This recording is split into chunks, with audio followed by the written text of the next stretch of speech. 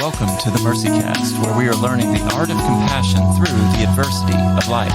I'm your host, Raleigh Sadler. You are not bigger than your body. We have limitations that we face. Even when we think that we can do anything, we're always constrained by our physical bodies. What happens, though, when our bodies fail us? Jessica has always used her platform to care for others. As Miss Florida, she used her role to focus on those most often ignored. As a nonprofit leader, she brings awareness to issues involving human trafficking as well as mental health. Along the way, she began to suffer from crippling migraines and seizures. She went to the doctor only to discover that they had no idea what was causing her pain. Today, I am joined by Jessica Minhas, the founder and CEO of I'll Go First and the host of the I'll Go First podcast. Jessica, you and I were talking earlier, and we both realized that our friendship could have had a baby. Yeah, our friendship is an adult now. Yeah, we've been friends for a long time. And it wouldn't have been weird for this friendship to have had a baby because it's like fully an adult. Yeah, it's able to consent to have a child. Yeah. Like our friendship can choose to have a child. Yeah, it's in college. It's almost finished with college. Yeah. We're really millennials. It's okay, though. I'm okay with it. We met in a hilarious way. For those of you who do not know, Jessica and I met on a double date. And when we met, we connected and we went to the same school, had the same major, we're from the same geographic region. But while we were connecting, our dates were connecting. Yes, our long-term partners were really vibing. And now they are married. Yep, they're married. Beautiful children. Yes, they were not. Yeah, they were. I remember my then boyfriend was upset with me when I said, I really think you should marry your BFF. I think that you guys would be great together. And they are. They're and amazing. We're Yeah. super excited for them. Yeah. But that is the soil in which our friendship grew. It's pretty funny now. It's been so long looking back on that. And then you came here to New York City. Because you told me to. I did. You came to visit with a bunch of students. And I was like, I think that you're more fitted for New York City. And you were right. Thank you. You were. I know it's probably good to hear. It really that is. felt like you're like, ooh. It's good to hear from you. I know. And you admit it. Yeah, I know. We have a very cheeky friendship, which I very much appreciate. Well, because we're friends, when you started having these migraines and these seizures, I remember being nervous for you because it was a scary time. You didn't know where to go because everyone you were going to didn't really have an idea of what was going on. What did you do next? How did you start to figure out what you were experiencing? I think that's the tough thing with any head-related illness. It's really hard to articulate because you're the person, you're having the experience of it. And it's not like you can be like, oh, my arm is hurt. Do you see how it is? Because if it's not your head, then you still have the faculty to deal with it, the complication of pursuing healthcare. But because it's your brain that's malfunctioning, it makes it even harder. I happen to be in a graduate program exploring neuropsychology and how neuropsychology interacts with trauma. And I came across a lot of research that talked about how ADHD and trauma-related experiences mimic one another, like the symptomology overlaps. And so I was like, oh, maybe I actually have ADHD. So I went to a psychiatrist. He wanted to put me on ADHD medication. But I, again, just happened to be looking through some research for school and found that ADHD medication can express epileptic activities. So I was like, I don't think I should do that. Should I go to a neurologist? He's like, no. And I was like, I think that it would be a better choice to go to a neurologist. So I did the rounds of going to a bunch of neurologists who were like, oh, you're just tired. You're too stressed. But I felt like there was something else going on. And then I happened to run across a book called Brain on Fire, which some of you who are listening might have heard about. Then there's a Netflix movie out about it. And it's about this young girl, Susanna Callahan, who gets put into the hospital with psychiatric disorders only to find out that she has an autoimmune encephalopathy. And so I reached out to her because I thought I had the same kind of seizures she did. And when I reached out to her, it was in the midst of the movie premiering. And she actually got back to me, which like blows my mind. She emailed me back and she was like, I'm not actually sure what I can do for you, but here's the doctor team that I go to. So then I rang the doctor team and they on the phone were like, well, why are you calling us? And I was like, I don't know. I feel like I have something that maybe like, could you see me anyway? And they were so generous and fit me in. And when I sat down with my doctor, Dr. Derek Chong, who I am obsessed with, he is just such an amazing doctor. He's actually the reason that I am going back to school for medicine because I was so inspired by him. He was like, oh yeah, I think you're right. So it's kind of neat when people are like, WebMD is full of XYZ, it's not really like accurate. I'm like, there is a lot of empowerment that comes from a patient knowing their own symptoms and having some hypotheses. And so that's actually how I ended up getting diagnosed. He was like, you're on the nose with what is going on. And voila, I have a rare brain disease and I'm pretty special. It's like 1 in a million. Weren't you also on daytime television, like a talk show, talking about your brain disease? I did. I got to be on Good Morning America with a bunch of other people. That was pretty cool. Yeah, I've gotten to do some like really fun stuff as a patient advocate. And so you're bringing awareness to something that we all are afraid of. It's recognizing and accepting our own limitations. And how has that empowered you? How has accepting something that you couldn't change on your own empowered you to care for others? I think it shortens our experience of when we think long term. It's like, oh, wow, who knows what's going to happen in the future? I mean, you have so much in your story about like unknowns, uncontrollables. You just don't know. And I think it's like when you are looking into the horizon, suddenly when something like illness happens or you lose somebody that you care about, it's like everything comes really close to you and everything comes in focus. I think for me, I started meeting patients who had the same disease that I did, but had way more symptoms, are locked in, have aphasia, can't function without support, are, properly disabled because of the illness. And I was like, oh my God, I'm still alive. This is amazing. I need to really do something with this blessing. And I think that's the problem with neurological stuff. We don't know if it's neurodegenerative. We just have to keep moving forward. I just want to touch on something you just said and say it in a different way. Like, you basically just said that your limitations led you to community. You're connecting with other people who've experienced something similar. And I think that's very akin to what you do with I'll Go First. Wow, thank you. Yeah, right? Could you tell us a little bit about I'll Go First and kind of why you started that and how that interacts with what you're doing now? I started I'll Go First because I realized that there is a power in telling our own story for ourselves, and how that opens the door for others, much like the work you do around vulnerability. I also realized that I'll Go First is more than just an invitation for others to share their stories, but also a sort of call on people's life to go first in their own healing and commit to it. I think that's the part that's really difficult. Community is so important because it reminds us to keep going. And it's something that I hope that I've cultivated with the community of I'll Go First. And you mentioned that I don't think I've ever heard you say that it's not only an invitation, but it's a responsibility. It's like this idea that no one's coming to save you. So you ultimately have to decide, what am I going to do? Am I going to wait around for someone to fix me? Or am I going to decide here and now that I'm going to move heaven and earth to heal or to grow or to get where I'm trying to go? And will I get there? Who knows? But part of the journey is that self-discovery. And with you, you're saying, yes, when I tell my story, people may feel empowered to tell theirs. But also I tell my story because I have a story to tell and I need to tell it. And so would you agree with that? Would you disagree with that? I think what you're saying about responsibility really resonates.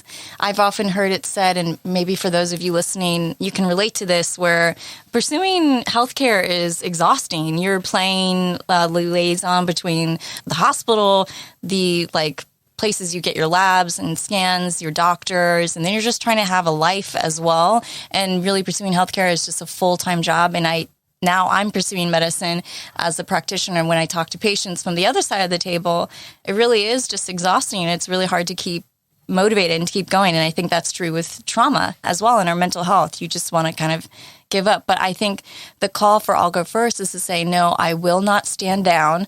I'm drawing a line in the sand. As for me and my household, this intergenerational trauma ends with me, and I will not let my illness prevent me from living the fullest life that I can. Yeah, and I'm just, at this point, kind of hung up on this idea that what you experienced, this negative thing that was baffling to doctors and to yourself, has ultimately set you free to pursue medicine. Yeah, that's a good point. Yeah, I always wanted to pursue medicine when I was younger, but I decided that I wanted to find my biological family more. So I didn't pursue medicine then. Getting the illness and coming out of the illness, I now feel a responsibility for other patients like myself to do something on behalf of them because I have a shared experience. And again, maybe for those of you listening, like I've often heard the term, like you can speak the language of the oppressed and you become an expert in your own illness. And I think that's part of what's motivated me to be like, okay, I don't know how much time I have left, but I'm going to do the best that I can to cultivate it and just steward it well. Yeah, and you become a lived experience expert. Yeah. It's almost as if, follow me here, this is wild, I know. It's almost as if you are learning the art of compassion through life's adversity. Oh, I've heard that there's a really, really great podcast. That's what I've heard. That. Yeah, that's what I've heard too. I think it's, gosh, this guy who hosts it, he's so wise. I've heard good things. Yeah. He has a really good style too. Have you met him in person? I have. I've seen him a couple of times. Yeah. Try to check in with him. Yeah, he's great. He's great. It's called Mercy Cat. Oh, that's it. It's called Mercy Cat. Mercy Cat. And you can find it on every podcast platform. Every one of them. And so I think that's really, for me, the most beautiful thing that I think I've learned in life is when the defecation hits the ventilation and we feel like there's no other way forward, we kind of lose the forest for the trees. We're looking and we just feel so lost. But ultimately, that is preparing us. And it's an education. It's an education in how to love other vulnerable people who are going through something similar. It's the things that we think disqualify us that actually qualify us to care for people. Ooh, these are some good phrases. Defecation hits the ventilation. I like that. Yeah. It's how you cuss without cussing. I think you should write a book. I know, I should. And if I did write a book, it would be called Vulnerable Rethinking Human Trafficking.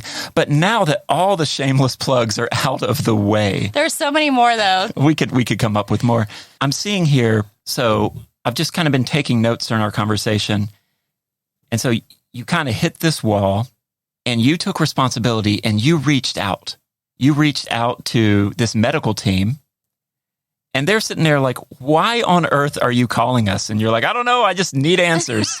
That's pretty accurate, actually. Yeah. And then those limitations that you were experiencing led to community. And even in a tangible way, when you were on Good Morning America, you're with several people who are all experiencing something like you, and you have these people that you can depend on.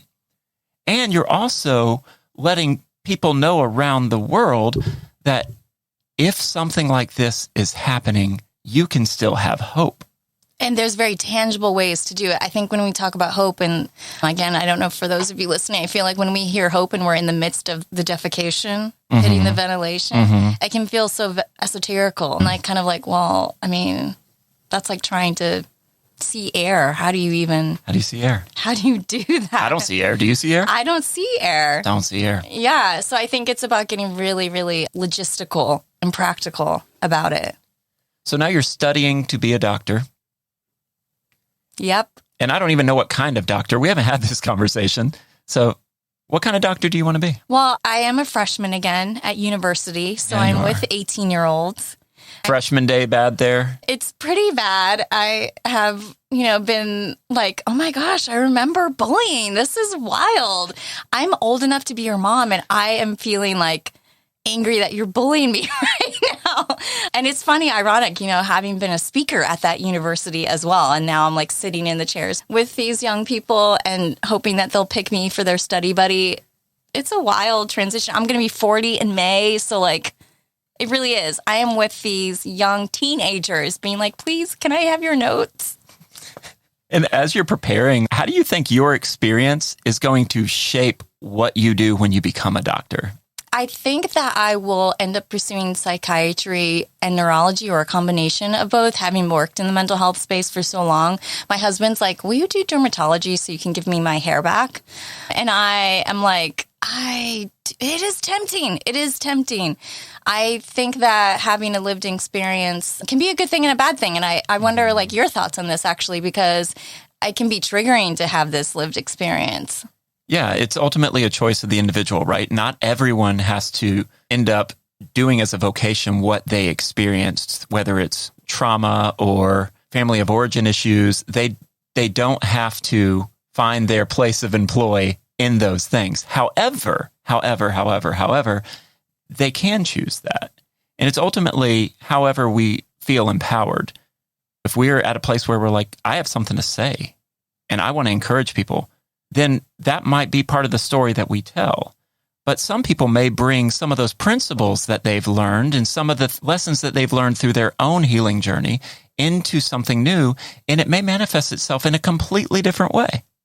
Yeah, that's true. I think for me, with what I hope I am with patients, is fiercely an advocate. I am now in my own life. I'm pretty tenacious. Like, I will find, if I don't know somebody, I know somebody who knows somebody. You're tenacious? What? Yes, I am. And I do not like injustice. I especially don't like bullies. So I will find a way where there is no way. As someone who has known you for quite a long time, I would agree to that. Nothing holds you back for too long. Wow, thanks, Nothing holds you back for too long. And if something knocks you down, you're like, you know what? I'm frustrated. I'm going to feel my feelings, even though I don't like feelings. They're not my favorite, but I'm going to feel them. And I am going to figure this out. And figuring this out, maybe I'm going to take 6 months and just sit. That's true. Yeah, that's so important, that rest part. Yeah, because I've found, like, and that's something where you and I have encouraged each other, because we've both gone through things in the last 10 years that were heavy enough to knock us down. But there are those moments where we both kind of look at each other and just be like, just sit in this. It's okay. Yeah. Don't deny it. Accept what's happening. But I think there's an active rest. There's a way to be active in it. I think pursuing therapy. Absolutely. Getting community, because I think otherwise I've had times in my life where I've just been like sitting in it and then I get depressed. Yeah. Isolation and silence don't necessarily help me. Yeah. Because if I go through something and I'm like, you know what? I just got to go figure this out. Going to figure it out by myself may not be the best option. Maybe I have to go sit with someone else and be like, hey, the next couple of weeks might be a little dicey. I have some questions. I just need someone to help me process. Or like also just sit there with you and be okay. And I hope that I'm learning how to be that person for other people. But I think that takes time, especially having worked in this business. And for people who are listening who are like, I really hate suffering and I want to act in suffering, but being able to tolerate someone else's suffering and letting them come to terms with what they want to do next, that's a hard lesson and balance to have. Well, and it can be tricky because of things like compassion fatigue. If someone is going through something and it's very intense, that can kind of blow back on us. And sometimes rather than sitting with that person, we can want to push them away. And it's more about us than them. And I think one of the key parts of focusing on your own healing and caring for yourself and focusing on your own resiliency is it frees us to love our neighbor. It frees us to love that person who's also going through something. I was with Dr. Dan Allender for a few workshops and series. I did his narrative therapy storytelling, and he's brilliant. I'm sure people listening right now love him. He's incredible. He's like a walking sage. Literally everything that comes out of your mouth, you're like, I need to write that down. And during that training, I remember him saying, when someone is crying, if you're in a therapeutic situation, when someone's crying, don't hand them tissue. They need to get the tissue themselves, because handing them tissue or comforting them truncates their experience and their space. You're kind of saying, like, I can't tolerate you in this way, suffering this way in this moment. Can you please have a tissue? I thought that was really interesting. No, that's really I think there's good. a balance for sure. But I think there is something about, like, I remember there's this phrase in entrepreneurship, we're both in our own way social entrepreneurs as well, running these organizations. When you get to the top, send the elevator back down. I remember someone being like, oh, but you need to get them in the elevator. And I'm like, no, that's like when Jesus is like, get up and walk. He's not going to pick you up. You have to do the action. No, that's really good. And it's so easy for so many of us to wait for things to get better without actively waiting. That's good. What does that mean for you, actively waiting? I think it's recognizing that you might be in a holding pattern, but doing what you can during it. And that might mean you're trying to focus on your health so that when you come out of that holding pattern, you're ready to go. That could mean you're taking a deeper look at yourself. But yeah, I like the idea of active waiting because it gives us an area of focus. And, speaking of focus, as you've shared your story of facing down your limitations and how that has empowered you to care for others who are facing theirs, what are 3 things that you can tell us? You don't have to have 3. You could have 1, 2, 3. Like for those of us who are facing our own physical limitations and we don't know what to do, what are 3 things that you could tell us that could possibly help us process through that? I think that your story is valuable. It's important. I hear people say to me sometimes, because I'll go first run storytelling workshops, please go to our website and apply, that I don't have a story to tell. I'm like, no, you have a story to tell. And part of the importance of becoming your own self-advocate is recognizing that you have a story to tell and taking up space. I think it's also about committing to your own healing, even when you don't want to, calling all these doctors and being responsible for them to send labs and all that. That can feel really frustrating, but you have to commit to your own healing because you owe it to yourself. If you're someone who is ill, I believe you owe it to yourself and also to patients who don't have advocates. And I think, I'm not sure what the last one would be. I think those are probably my most important ones. No, that's solid gold. And so, Jessica, thank you so much for joining me today. Thanks for having me.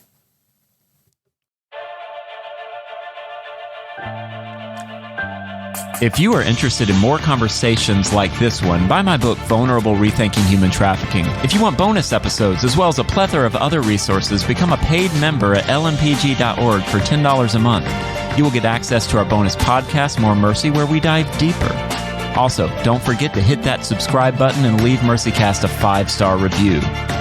We want to hear from you, so you can email us at info@mercycast.com. Till next time, have mercy on yourselves and each other.